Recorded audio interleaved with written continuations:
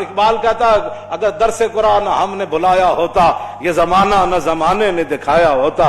یہ منافقت کے کام ہوتے ہیں مشکل کے وقت. انہیں دسے ہی نہیں کہ رسول اللہ غزوہ خندق دے موقع تے خود تلوار پکڑ کے کیویں کھڑے ہو.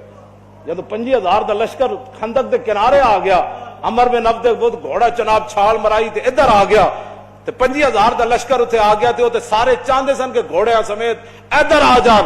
اس وقت میرے آقا و مولا پھر خود تلوار پکڑ کے کھڑے ہو گئے اور حضور کو اللہ نے دبدبا کتنا دیا کانہ و فرد فی جلالتہ فی عسکر حین تلقاہ وفی حشمی لہو ہمم لا منتہا لکبائرہا وہمتہ الصغری جل من الدہر.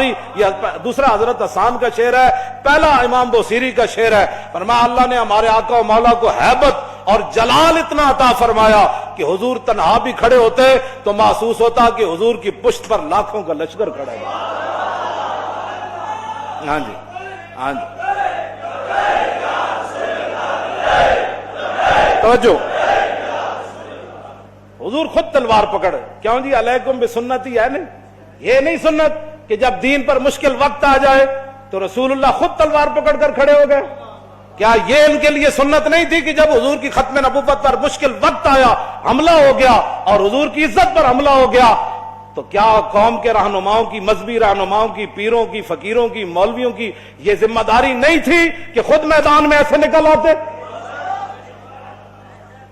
یہ ہے نا علیکم بسنتی و سنت الخلفاء. کیوں جی الراشدین. اور سنت خلفاء کیا ہے؟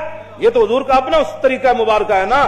سنت خلفاء کیا ہے کہ جب جنگ یمامہ میں مسلمہ آیا تو افضل الخلق بعد الرسل, آپ نے فرمایا بدری ہوئے یا غیر بدری ہوئے, بڈھا ہوئے یا جوان ہوئے, اکھاڑا صحابی ہوئے یا نابینا ہوئے, ہاتھ سلامت ہومن یا کٹے ہوئے ہومن, سارے یمامہ پہنچو.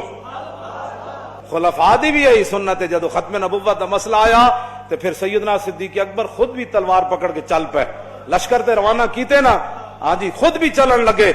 حضرت مولا کائنات علی مرتضیٰ نے روکیا, فرمایا ابو بکر جو آپ کو کچھ نقصان ہو گیا تو ہمارا کیا بنے گا؟